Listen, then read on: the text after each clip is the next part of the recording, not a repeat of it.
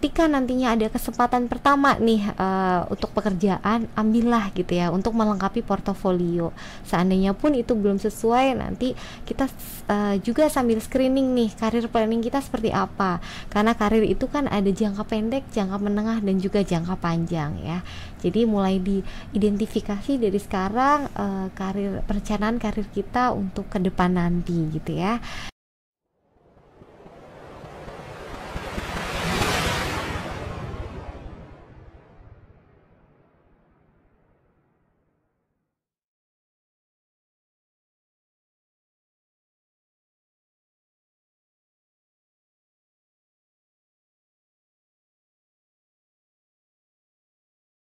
Halo Bincangers, balik lagi nih di podcast Bincang Karir episode ke-7 bersama aku Afifah.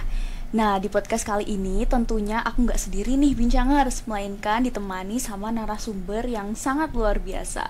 Mungkin bisa langsung aja perkenalan dulu Ibu. Baik, terima kasih Mbak Afifah. Perkenalkan, nama saya Ramita Khalifatur Rahma, selaku dosen Fakultas Ekonomi dan Bisnis Universitas Jenderal Sudirman.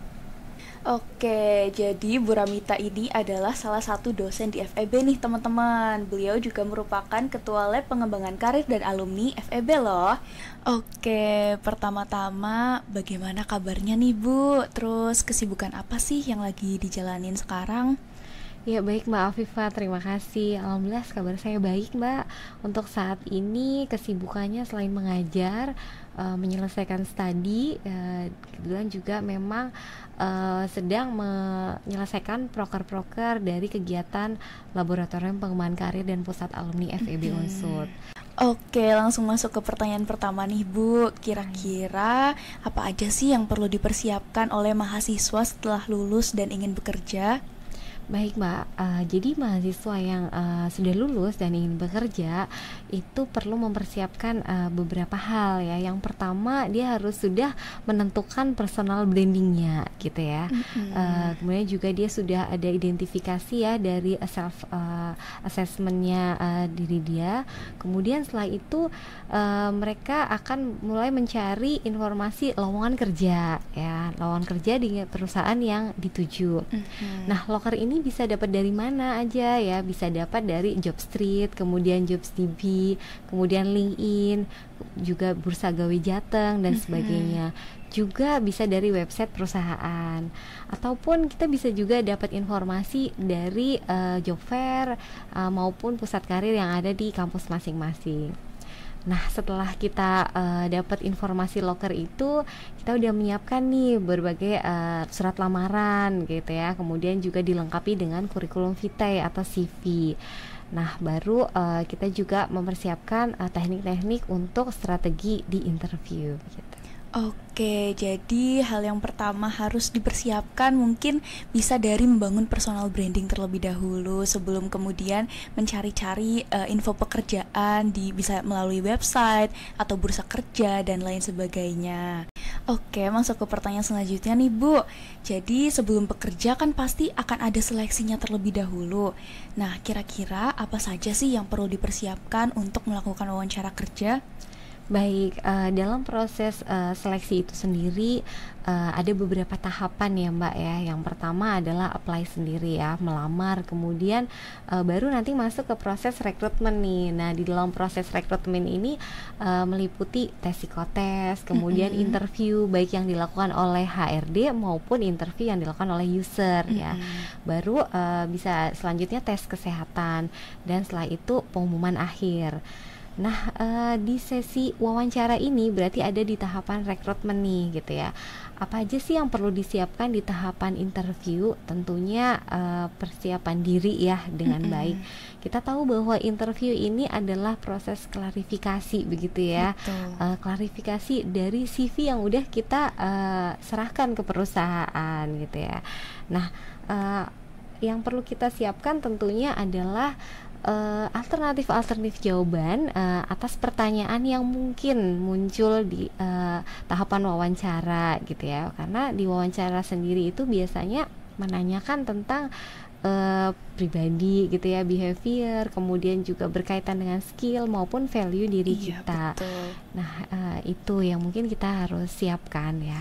Oke, jadi memang kita harus mempersiapkan alternatif jawaban dari pertanyaan-pertanyaan yang akan dipertanyakan oleh interviewer nantinya. Betul Mbak Afifa, juga kita juga bisa sebelumnya mempelajari nih perusahaan yang sudah kita lamar dan memanggil kita untuk interview. Jadi kita cari tahu dulu, mungkin bisa dari website ya atau apa dan sebagainya. Karena ini penting bagi perusahaan gitu ya. Bisa jadi nanti ada pertanyaan yang terkait dengan perusahaan gitu ya. Betul. Misalkan udah kenal belum nih sama perusahaannya gitu. Apa yang Anda tahu nih tentang perusahaan kita gitu ya. Iya, Bahkan betul. sampai dengan logo dan sebagainya perlu kita pelajari dulu gitu.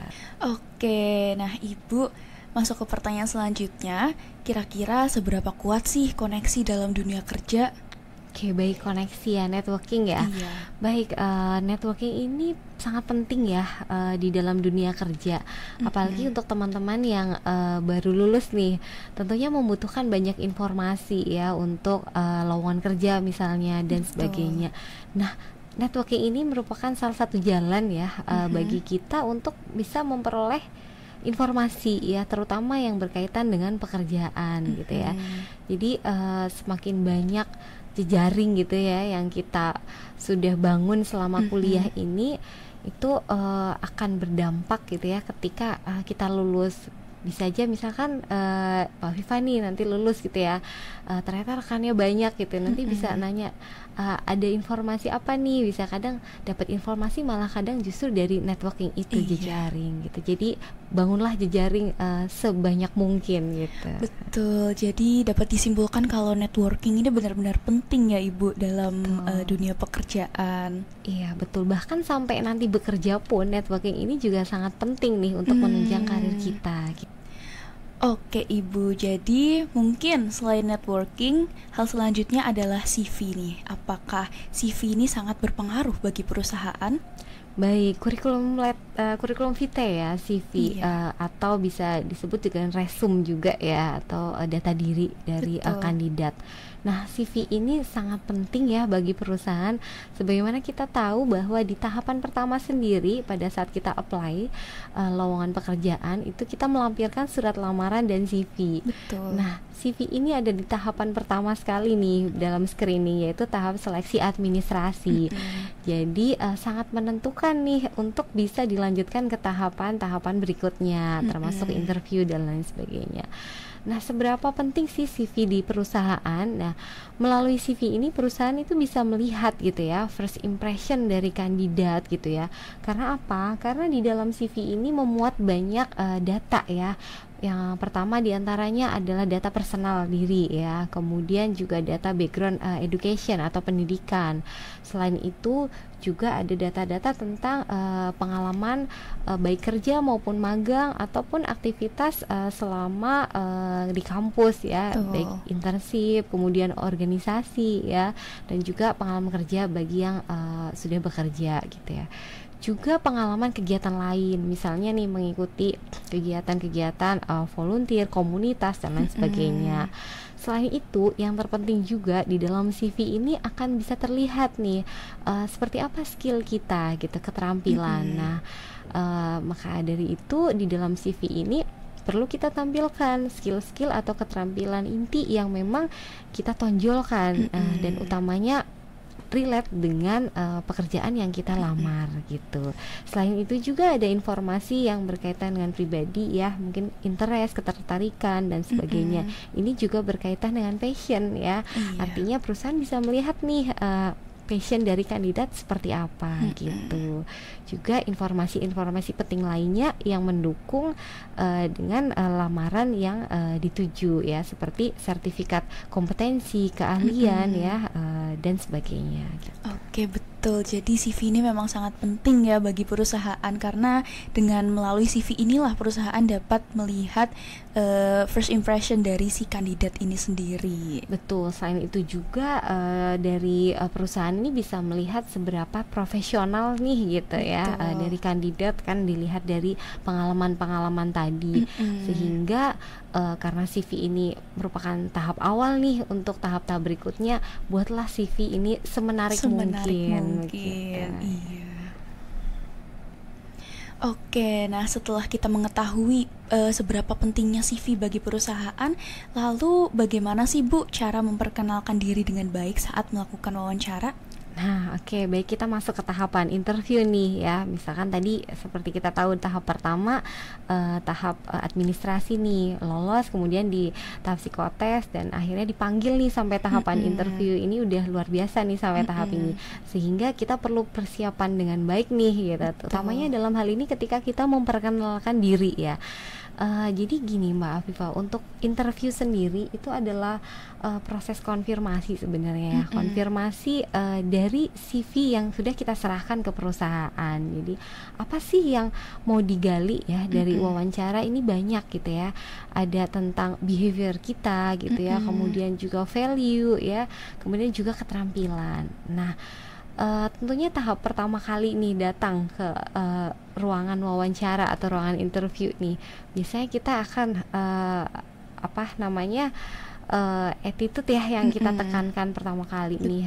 Jadi masuk sapalah gitu ya, sapalah recruiter gitu atau HRD-nya dengan sopan gitu ya, dengan ramah. Kemudian juga kita akan duduk jika dipersilahkan begitu ya.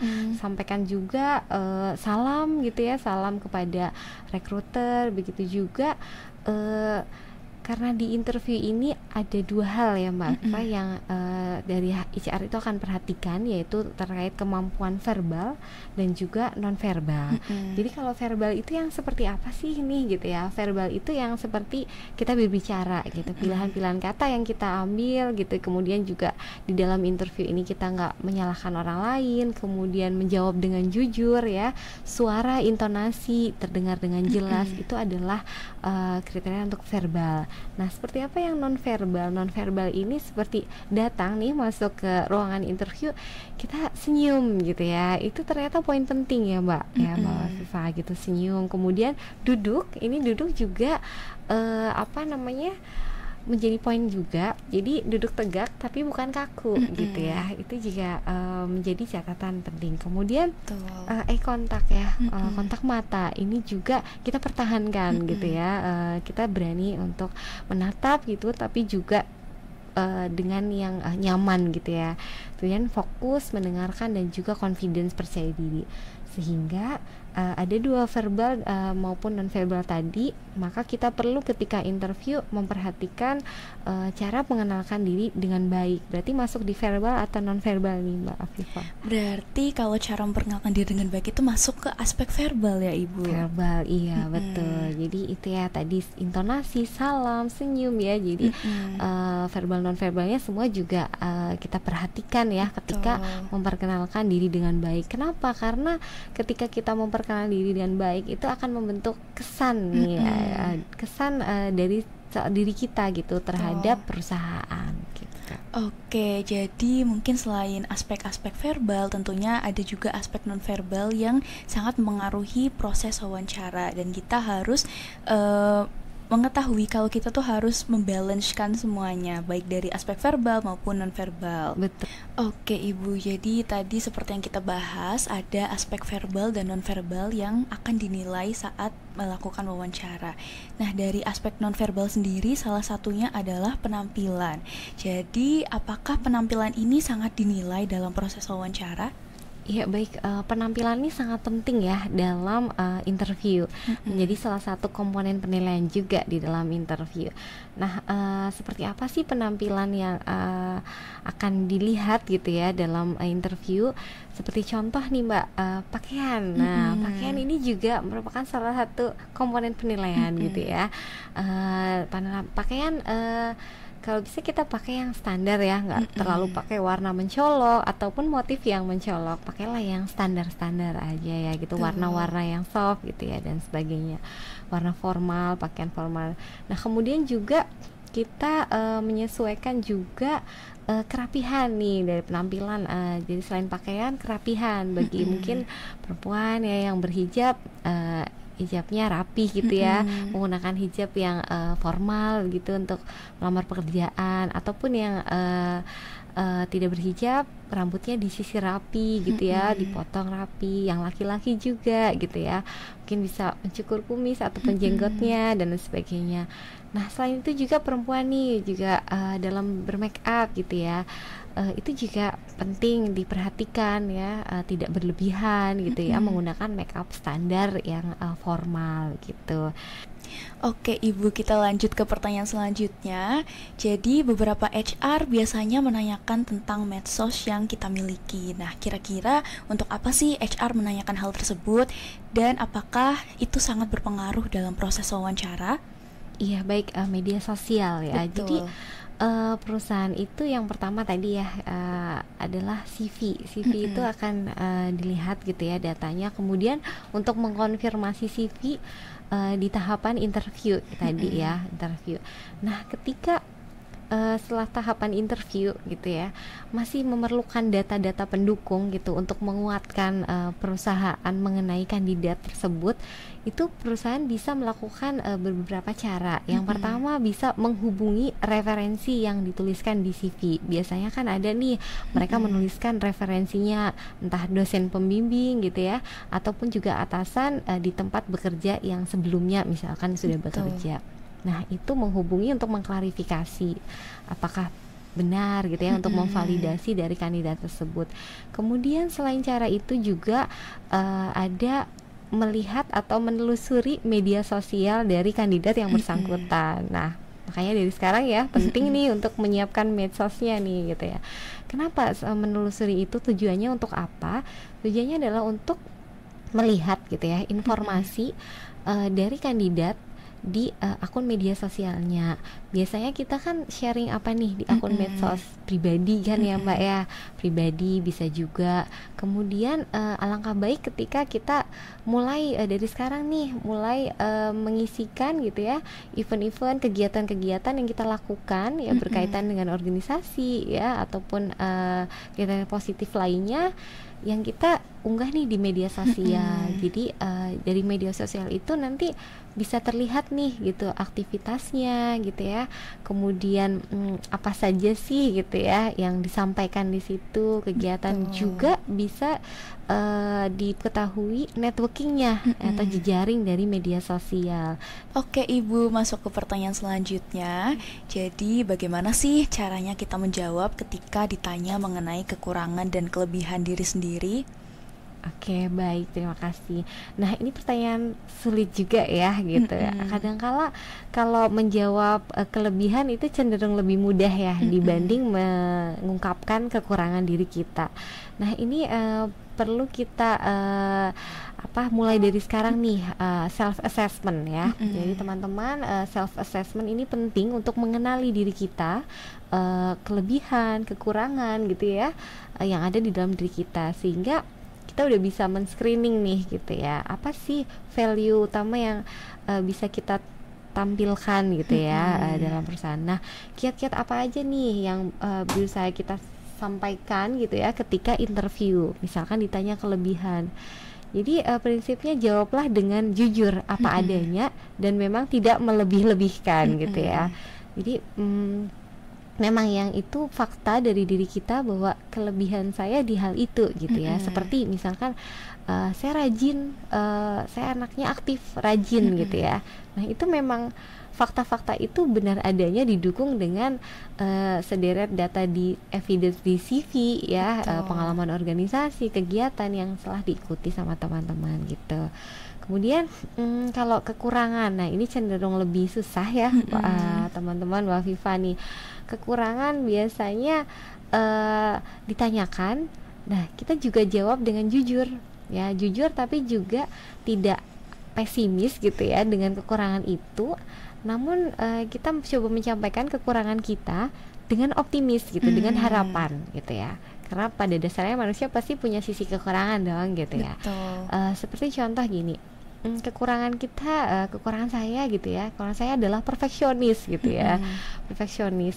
Namun gitu ya, saya berupaya untuk mengatasi hal itu dengan gitu ya, menurunkan gitu ya standar saya dengan standar umum yang digunakan oleh orang-orang pada umumnya gitu. Jadi artinya ketika kita udah menemukan kelemahan kita, mengungkapkannya, kita juga perlu mengungkapkan alternatif solusi untuk mengatasi kekurangan itu. Begitu teman-teman dan Mbak Afifa.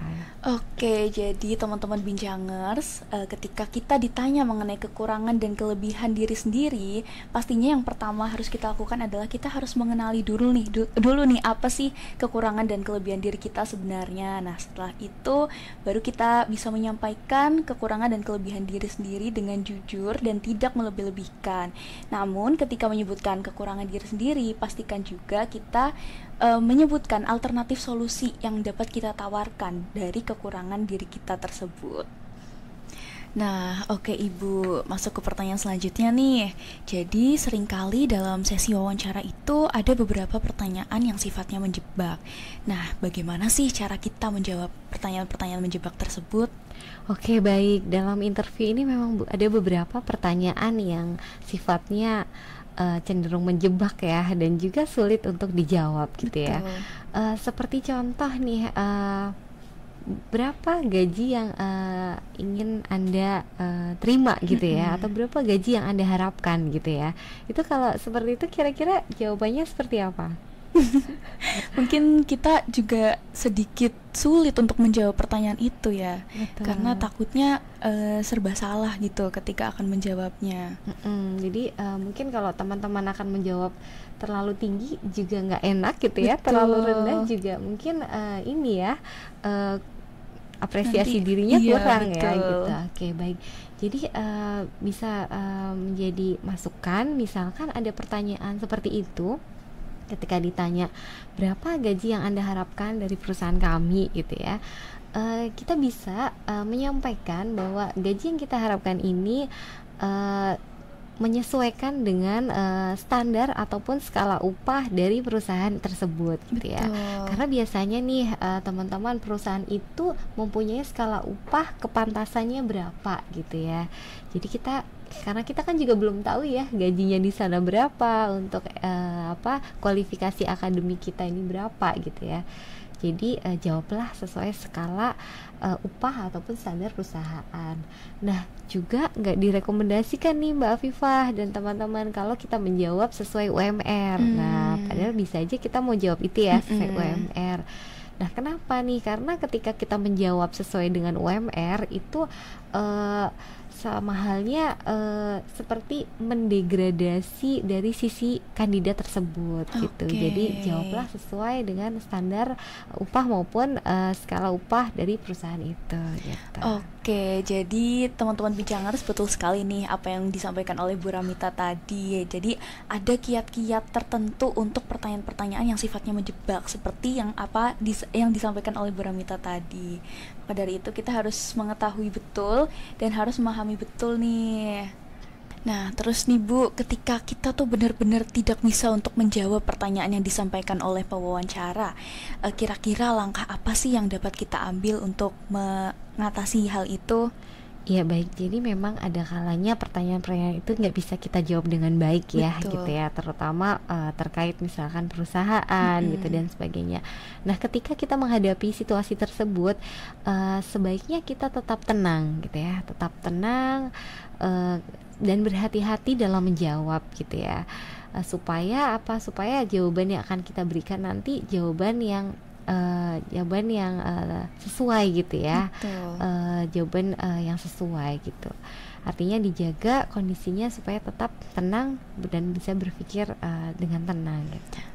Jadi teman-teman Bincangers, meskipun nih nanti ketika sesi wawancara dimulai terus kita tidak bisa menjawab pertanyaan, kita harus tetap memastikan kalau kita bisa tetap tenang dan sehingga kita tuh bisa berpikir jernih untuk memutuskan jawaban apa yang akan kita sampaikan dengan berhati-hati tentunya. Betul, dan jawaban yang kita berikan tentunya jawaban yang menurut sepemahaman kita gitu ya, Iya. sepemahaman kita, sepengetahuan kita. Makanya tipsnya adalah sebelum wawancara kita harus persiapan dulu nih gitu ya. Betul. Utamanya biasanya pertanyaan yang sudah dijawabkan tentang perusahaan nih. Jadi kita Mm-mm. cari tahu dulu nih perusahaannya seperti apa, company profile-nya gitu ya, Mm-mm. dan lain sebagainya. Juga pertanyaan-pertanyaan lain yang kemungkinan akan muncul dalam interview. Jadi kita udah bisa mempersiapkan alternatif jawabannya. Oke, jawaban yang sangat bermanfaat sekali ya Bincangers. Kita tentu harus mempersiapkan diri sebaik mungkin sehingga kita dapat memastikan kalau tidak akan ada pertanyaan-pertanyaan yang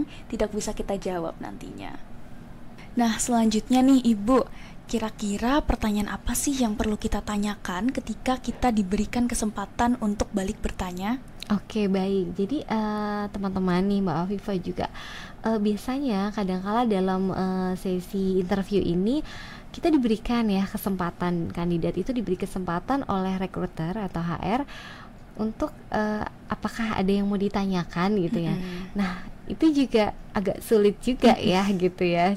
Mungkin kalau teman-teman dapat pertanyaan itu mikir dulu ya gitu, mau nanya apa gitu. Nah, itu alangkah baik kita udah persiapkan nih gitu ya sebelum interview, kira-kira mau tanya apa gitu. Nah, misalkan contoh, kita bisa memanfaatkan momen itu dengan menanyakan misalkan eh, bapak atau ibu gitu ya, apakah kiranya bisa dijelaskan kembali gitu ya terkait kegiatan atau activity di divisi terkait, misalnya kita melamar divisi terkait. Nah, kemudian juga serta apa nih ekspektasi atau harapan gitu ya perusahaan terhadap posisi ini gitu. Nah, artinya betul-betul kita ingin mencari tahu seperti apa sih gitu ya apa kegiatan yang ada di divisi itu, divisi yang kita lamar tentunya, dan juga seberapa urgent ya penting divisi itu berperan di dalam perusahaan sehingga kita Betul. bisa mempersiapkan diri ketika bergabung, kontribusi apa yang bisa kita berikan ke perusahaan gitu. Oke, betul sekali Ibu. Jadi teman-teman Bincangers, kita mungkin akan merasa bingung ketika diminta untuk bertanya kepada pewawancara, tapi kita bisa memanfaatkan kesempatan itu untuk bertanya kembali tentang job desk divisi yang terkait. Seperti itu. Oke Ibu, jadi tadi kan kita sudah sempat membahas mengenai self branding di bahasan awal-awal kita tadi. Nah, terus bagaimana sih cara kita untuk membranding diri sendiri yang baik di hadapan pewawancara? Oke, baik nih. Penting juga nih tentang branding ketika interview nih teman-teman. Jadi apa itu sih self branding dalam interview? Jadi self branding dalam interview ini adalah tentang bagaimana kita membentuk kesan gitu ya, dan juga ini kesan yang tampak dari penampilan tadi. Nah, kan kita tadi bahas ya Mbak, penampilan tuh penting, dan ternyata pembentukan kesan yang tampak dari penampilan, dan juga selain penampilan ada kemampuan yang non verbal tadi ya terkait komunikasi. Nah, jadi dua hal penting ini ketika kita mau membranding diri ketika interview. Jadi satu adalah penampilan, kedua adalah komunikasi atau gaya bicara kita gitu. Jadi dua hal itu yang penting. Nah, Oke. jadi Jadi dapat disimpulkan kalau kita dapat membranding diri sendiri salah satunya tadi dengan memperhatikan penampilan dan cara berkomunikasi dengan pewawancara. betul. Jadi juga mungkin bisa ditambahkan juga nih Mbak Afifa dan teman-teman. Jadi juga menimbulkan kesan-kesan positif kan. Jadi contohnya aja nih, sebelum memulai kita pastikan jangan sampai terlambat nih ya. Itu kalau udah terlambat apapun alasannya udah minus deh gitu ya. Perusahaan udah akan melihat ini menjadi catatan tersendiri. Betul. Jadi usahakan kita memang on time gitu ya, on time. Dan juga selama masa tunggu nih sebelum dipanggil ke ruangan, biasanya kan lama tuh nunggu di luar. Tunjukkan tetap kita sikap sopan, santun, smart juga gitu ya. Karena tanpa kita ketahui bisa aja dalam ketika kita menunggu itu kita sedang diamati juga gitu. Tapi kita nggak tahu gitu. Nah, jadi itu kemudian juga tadi ya penampilan dan komunikasi tetap diperhatikan selama interview berlangsung gitu.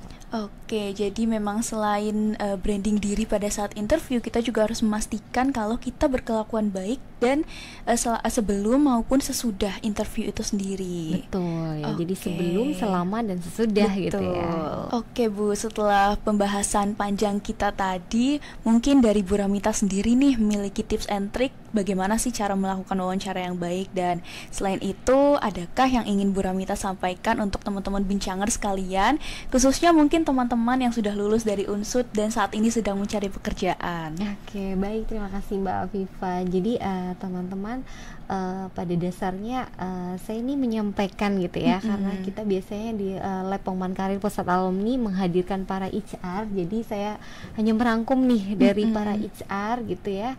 Kebetulan juga memang senang di bidang HR, passion saya. Jadi mungkin gitu ya, kalau saya boleh merangkum nih dari para HR mengatakan bahwa tips-tips untuk melakukan wawancara yang baik seperti apa gitu ya. Pada dasarnya gitu ya, pada dasarnya tidak ada formula yang tepat gitu ya, bagaimana wawancara yang sukses gitu ya, seperti apa gitu. Kenapa? Karena biasanya di pihak HRD ini hanya sebatas memfasilitasi, kemudian wawancara HRD, kemudian wawancara yang terakhir adalah di user ya, pengguna. Nah, user ini penentu di final decision nih, penentuan keputusan di user. Namun demikian gitu ya, namun demikian dengan berbagai tips and trick tadi yang kita bahas sebelumnya, yang perlu kita siapkan sebelum interview gitu ya, itu perlu kita siapkan dengan matang, dengan baik. Yang pertama ya, kita harus paham betul perusahaan yang akan kita datangi ya, akan kita kunjungi. Baca dulu nih company profile-nya dan sebagainya. Kemudian kedua, persiapan dari diri kita sendiri gitu ya, untuk mengkonfirmasi CV yang sudah kita tuliskan gitu ya. Jadi kita menyampaikan gitu ya, secara langsung gitu ya, skill-skill yang memang kita miliki gitu ya, prestasi pencapaian yang kita miliki dari CV tersebut gitu, dengan jujur apa adanya gitu ya, tidak melebih-lebihkan dan juga tidak mengurangi gitu ya. Kemudian juga tadi penampilan. Nah, penampilan itu juga sangat penting. Jadi mulai dari sekarang, mungkin bagi yang lulus nih, mulai persiapan nih baju-baju yang untuk interview gitu ya, atau sepatu dan lain sebagainya, karena itu juga penting ya gitu. Ternyata penampilan menjadi salah satu komponen penilaian dalam interview. Selain itu juga tadi kemampuan verbal, non verbal ya, itu juga kita perhatikan betul ya, dari hal yang kecil tadi, senyum sapa gitu, ternyata itu semua diperhatikan gitu ya. Jadi gaya bicara, cara duduk, cara berjabat tangan gitu, semua itu komprehensif gitu, sangat lengkap, menjadi satu paket lengkap dari diri kita gitu. Atau personal branding yang kita sampaikan atau kita munculkan di interview. Jadi penampilan dan juga komunikasi. Jadi buat teman-teman nih, silahkan dari sekarang persiapkan dengan baik gitu ya, supaya nanti ketika di tahapan wawancara ini bisa lancar gitu ya, dan harapannya bisa menyampaikan juga, bisa diikut sertakan dalam tahapan berikutnya. Karena sayangnya ya Mbak dan teman-teman nih, kalau sampai kita berhenti sampai tahap interview, karena tidak jarang banyak juga kandidat yang berhenti di tahapan tersebut gitu. Oke teman-teman bincangers, jadi ternyata ada banyak banget nih tips and trick yang dapat kita gunakan atau kita pelajari sebelum melakukan wawancara, dari sampai ke hal-hal terkecil sekalipun, seperti bagaimana cara kita berpakaian dan bagaimana cara kita berkomunikasi dengan pewawancara. Oke, baik teman-teman nih, kalau boleh berbagi tips ya untuk teman-teman yang saat ini mungkin sudah lulus dan berencana untuk melamar pekerjaan gitu ya, silahkan Anda mulai siapkan dari sekarang gitu ya, tentukan personal branding dari diri kita gitu ya. Dari mana kita bisa tahu personal branding? Bisa dari self assessment gitu ya. penilaian diri, kemudian juga dari self assessment itu kita juga bisa melakukan personality test ya, tes kepribadian dan sebagainya. Itu tahapan pertama yang penting. Dengan kita bisa mengetahui personal branding kita, itu bisa menjadi arah untuk perusahaan yang akan kita lamar gitu ya. Karena apa? Ketika kita melamar pekerjaan, harapannya adalah pekerjaan itu ataupun perusahaan itu sesuai dengan value yang ada di dalam diri kita, diselaraskan gitu ya. Nah, ketika kita sudah menetapkan nih satu perusahaan dengan kualifikasi pekerjaan tertentu, tentunya kita udah siap juga nih dengan CV dan juga surat lamaran ya. Jadi persiapkan CV mulai dari sekarang gitu ya. Evidence-nya, bukti-bukti dukung, sertifikat ya, pelengkap dan sebagainya. Kemudian di surat lamaran juga silakan disusun dengan baik gitu ya, dengan standar yang memang baku begitu. Nah, ketika surat lamaran, CV udah disiapkan gitu ya, Anda juga bisa menambah gitu ya networking seperti yang tadi dengan Mbak Viva kita bicarakan bahwa networking ini penting ya, jejaring bangun dari sekarang gitu. Perluas jejaring sebanyak mungkin ya, dan juga kita ketika nantinya ada kesempatan pertama nih untuk pekerjaan, ambillah gitu ya untuk melengkapi portofolio. Seandainya pun itu belum sesuai, nanti kita juga sambil screening nih karir planning kita seperti apa, karena karir itu kan ada jangka pendek, jangka menengah dan juga jangka panjang ya. Jadi mulai diidentifikasi dari sekarang perencanaan karir kita untuk ke depan nanti gitu ya. Dan selain itu semua yang udah kita siapkan, kita tentunya juga harus selalu positive thinking gitu ya, berpikir positif untuk segala sesuatunya, mindset kita gitu.